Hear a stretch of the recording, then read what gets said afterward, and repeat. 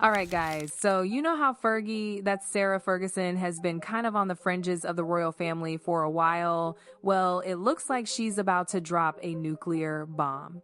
We're talking a tell-all memoir that has Prince Harry and Meghan Markle absolutely terrified. And honestly, they should be. Here's the wild part. Fergie just got rejected by every major publisher in America for her tell-all. She was apparently asking for a cool $2 million, hoping for a Prince Harry-sized payday, like the $20 million advance he got for Spare. But guess what? Crickets. Zero interest? Or just outright rejections? A Hollywood source even said nobody wants to be seen enabling her to cash in on a scandal that's torn her own family apart. Now, you might think that's the end of it, right? Book rejected, crisis averted for Harry and Meghan. Wrong. This actually makes things way worse. Think about it. A desperate woman with royal secrets, Epstein emails, and nothing left to lose just found out that playing nice doesn't work. And the people who should be paying attention to that, Prince Harry and Meghan Markle, are reportedly already shaking in their boots. Because Fergie isn't just some random royal adjacent person. She knows more about what went on inside the royal family than almost anyone alive. And she could reveal everything about Harry and Meghan, the British royal family, and even Prince Andrew behind the scenes. This isn't just gossip. This is potentially explosive. Radar Online even reported that publishers initially approached Fergie wanting her story for financial security. And let's not forget, Harry and Meghan made $20 million from their own tell-all, Spare. So they know firsthand the power of a memoir. They're reportedly anxious about how their actions and private exchanges might be framed by someone who was actually there when it all went down. This memoir, if it happens, would revisit some of the most controversial moments in royal history, including the fallout from Megxit. Tom Sykes at the Daily Beast even wrote that courtiers fear what he called a pulling a Harry scenario, a big money deal for a narrative the institution can't control. But here's the kicker, nobody's connecting yet. US publishers said no. That doesn't mean UK publishers said no, it doesn't mean Australian publishers said no, and it definitely doesn't mean a streaming deal or a massive television interview is off the table.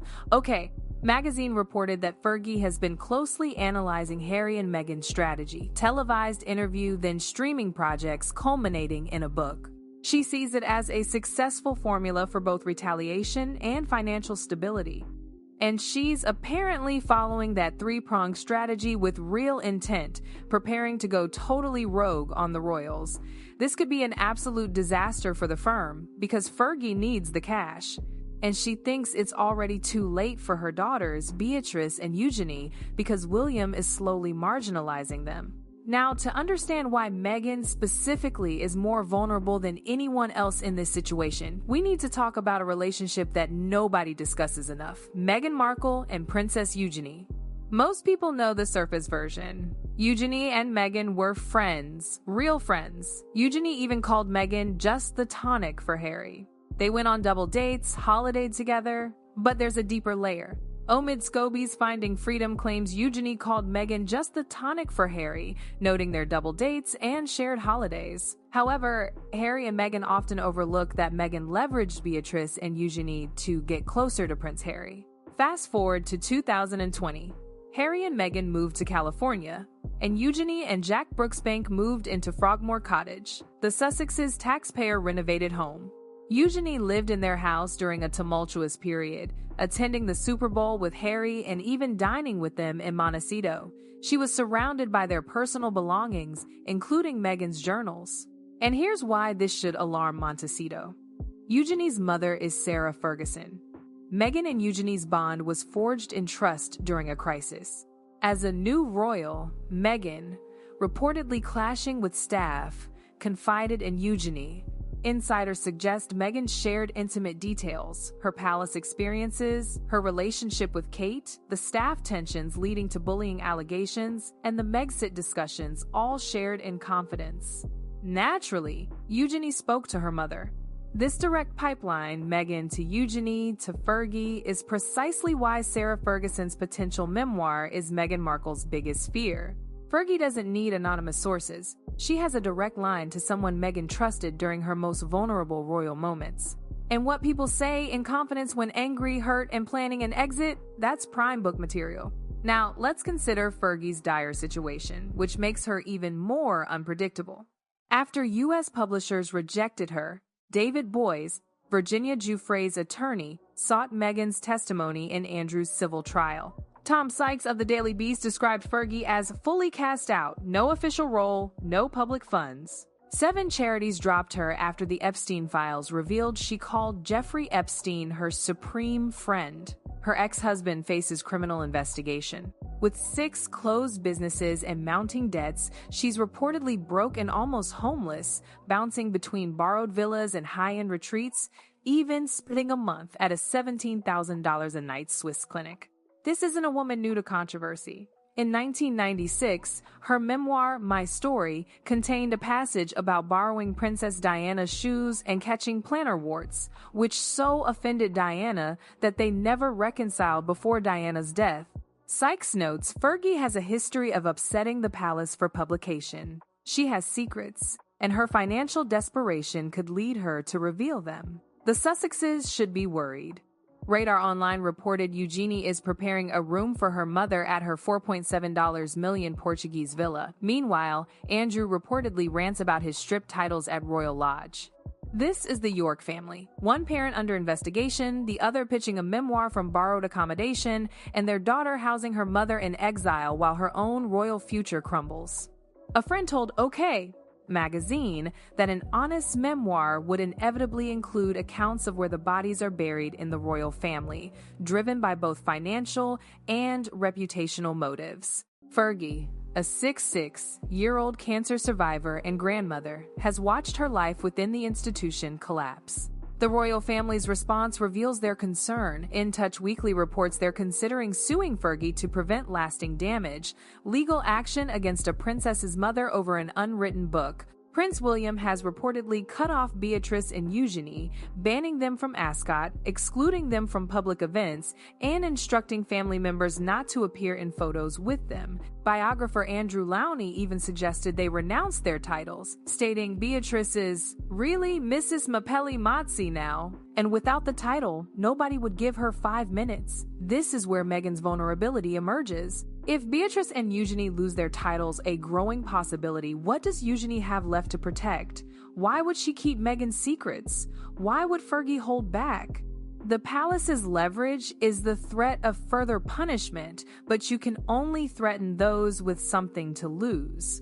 Fergie has lost her title, home, charities, public role, and her ex-husband's freedom. Eugenie faces losing her title and royal standing. People with nothing left become the most dangerous. Meghan Markle should fear Sarah Ferguson more than any tabloid, biographer, or palace insider. Meghan and Harry's silence on Andrew, despite their attacks elsewhere, is telling. Perhaps Andrew knows something about Meghan, creating a tit-for-tat dynamic. So, what could come out? At least 4 concrete areas in a Ferguson memoir could directly contradict the Sussex narrative, all well documented enough for legal review. First, the Kate incident. Meghan told Oprah that Kate made her cry over bridesmaid dresses. Multiple biographers, including Valentine Lowe and Courtiers, reported the opposite. Eugenie was at that wedding, in the bridal party's orbit, and one of Meghan's closest contacts. If Meghan confided in Eugenie about the bridesmaid fitting, and Eugenie then told Fergie, the Duchess of York would have a first-hand account. If this contradicts Meghan's Oprah narrative, her credibility is shattered.